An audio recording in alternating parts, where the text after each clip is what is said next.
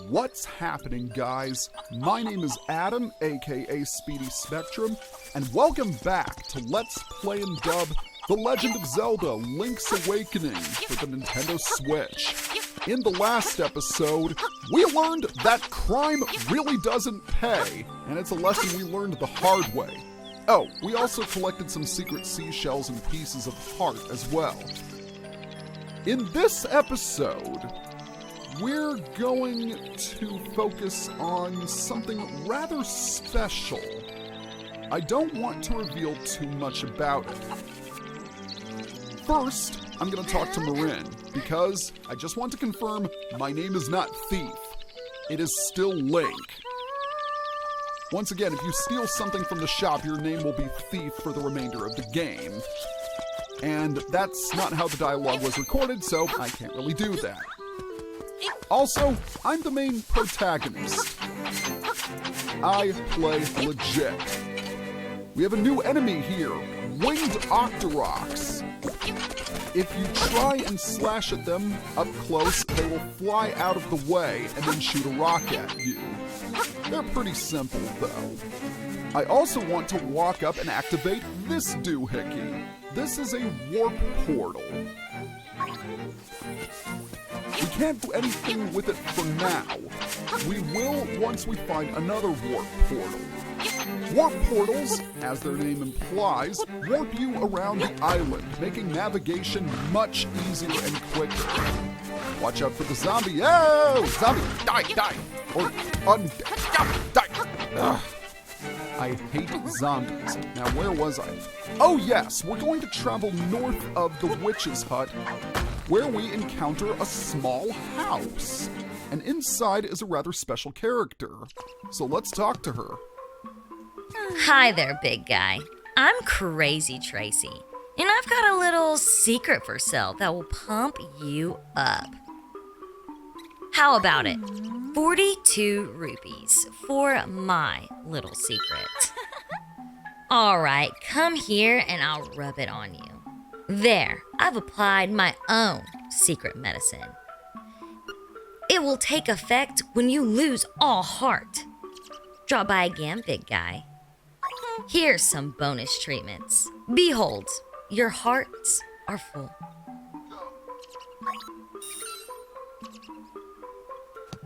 Not only is Crazy Tracy a makeshift Pokemon Center, but she also gave us this secret medicine. I'm disappointed that the Zelda fanfare didn't occur.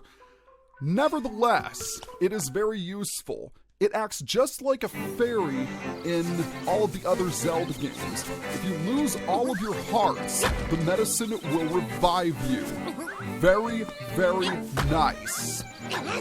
So that's definitely something we'll want to keep in our inventory as the dungeons get longer and harder. Speaking of dungeons, does this guy look familiar?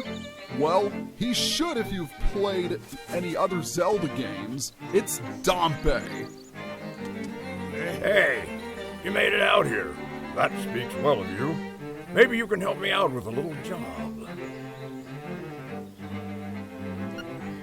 I'm Dampé, and my job around this island is to dig up interesting stuff. When you have some time to spare, come see me in my shack over there. Well, he's offered us to come into his shack, and believe it or not, it's in our best interest too. I should mention this was something entirely different in the classic game, but I'll talk more about that once we get into what Dampé is all about.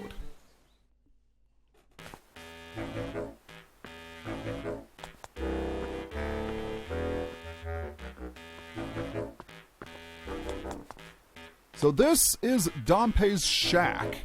Yes, it's kind of a dump, but it's actually something quite special, believe it or not. Never judge a book by its cover, am I right? Hey, there you are. I want to show you something interesting. You've gone poking into some of the ruins on this island. I can tell. I make little chambers based on those dungeons. Put some chambers into the slab back there, and it turns into a real dungeon. How's that work, you ask? Who knows? But I want your help testing the limits of this thing. I want to hear about the dungeons you've seen. It helps me to make new chambers for you. With a few chambers, you can make basic dungeons. With a bunch, you can make complicated ones.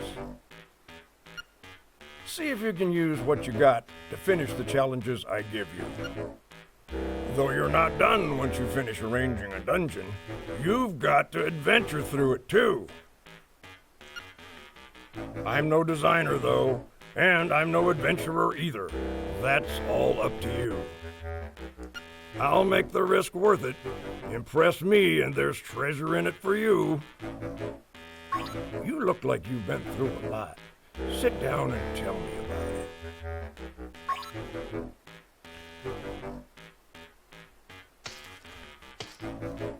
And he's making something. He's made us a chamber stone.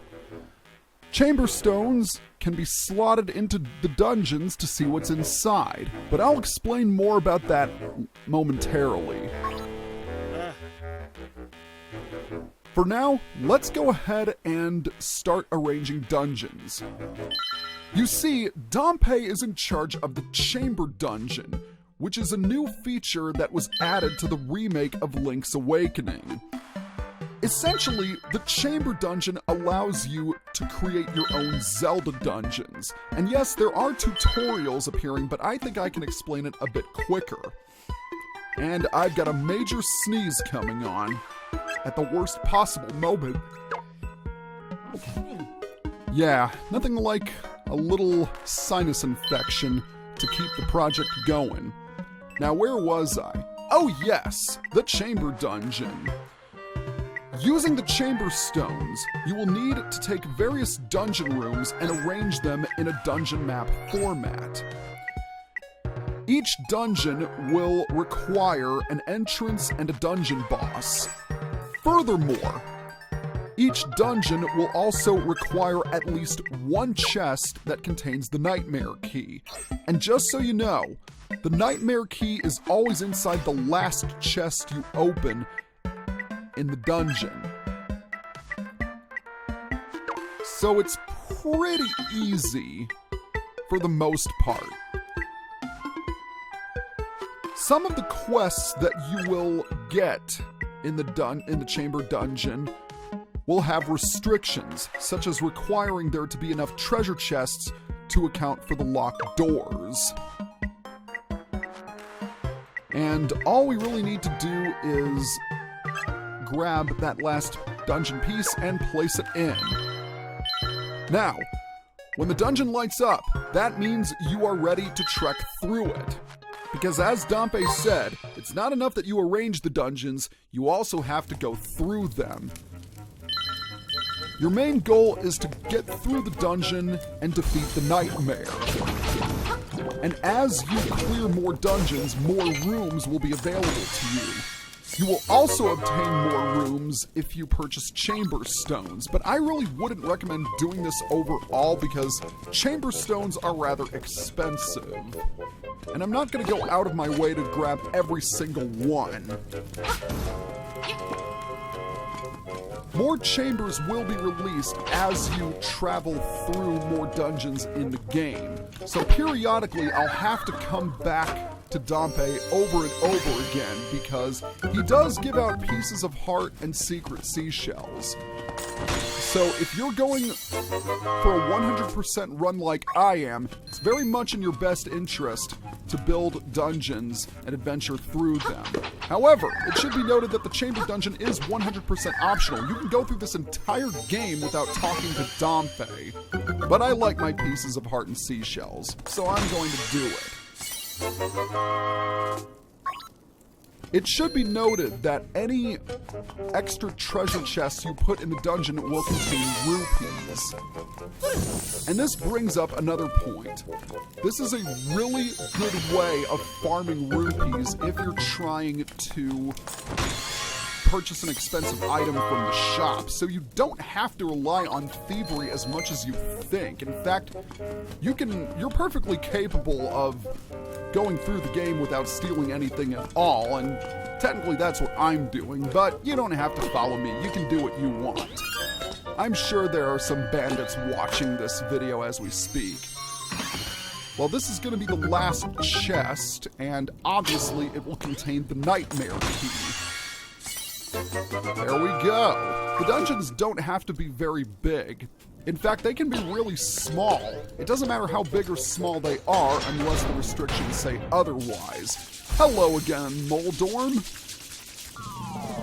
Thankfully, this time if you fall down the hole, you're not going to appear in the basement. Oh! Now, I don't think I'm going to dedicate entire videos to the chamber dungeon, but it is definitely worth showing off, at least in this video. So I'll probably collect all of the pieces of hearts and secret seashells that you can get from the chamber dungeon off screen, but they will still be registered on my counter, as you can see on the right of the screen. And once the nightmare has been defeated, you've cleared the dungeon. Well, in the meantime, we have another arrangement to tackle. It should be worth noting that you can in fact use amiibos to help you arrange the dungeon. Oh, right here. This dungeon, well, first we'll need an entrance, obviously. This dungeon will require a locked door, as indicated by that keyhole sign right there. Let's go ahead and use this one, and let's also grab this one right here. Oh, wait, I forgot. That requires a room with a locked door. Well, no, we don't want to put it there. We want to put it up there. And I think we can remove this because we will need a door or a passage with the... Oh, that's not going to work either. I realized that I have the wrong one. There we go. That's the one I was looking for. You don't need to build really big dungeons. I know I said that before, but it's just a fact. I mean, if you want to build really big dungeons, go right ahead. No one is stopping you. But for the sake of this video, I think I'm just going to keep the dungeons simple, stupid. In later challenges, staircases are introduced, and that's when things can get really complex. And that's also the primary reason why I'm not going to go out of my way to demonstrate every single feature of the chamber dungeon. If you're playing it, you'll get the hang of it pretty quickly. Alright, let's go ahead and open this chest to get a small key. And we'll also destroy that vacuum mouth, which is nice. But as I said, this is a pretty simple concept overall. Alright, let's go ahead and destroy these hard hat beetles. Oh! While I'm in here, I should talk about what this was in the classic game, because it didn't exist, obviously. In the classic Link's Awakening, this building was a camera shop, and the game was meant to work in tandem with the Game Boy printer. I don't know how many of you are old enough to remember that. But throughout the game, there were various places you could get your picture taken, such as with Marin or in front of a castle or whatnot. And the photographer would show up every now and then to take your picture. And believe it or not, you could print these pictures out using your Game Boy camera. It was pretty cool, I have to say.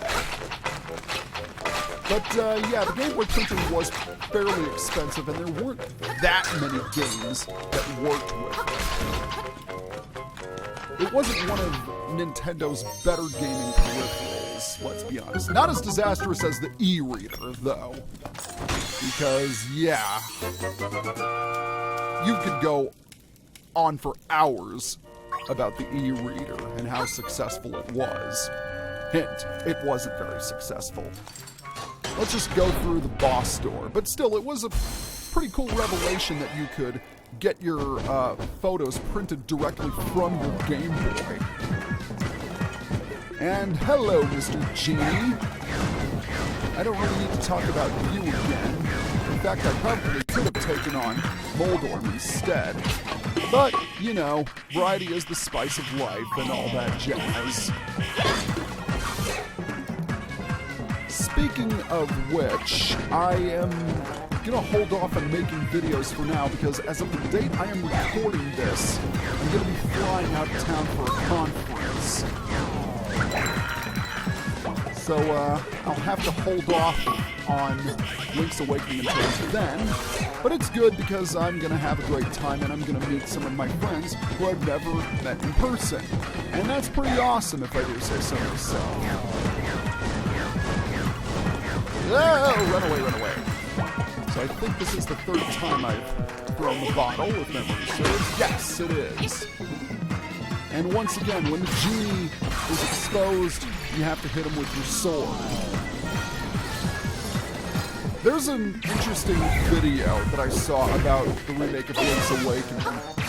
It talked about how much creepier some bosses in the remake look, and the genie was one of them, because in the original Game Boy games, he was one of the stupidest looking Zelda bosses. In this one, he actually looks kind of scary.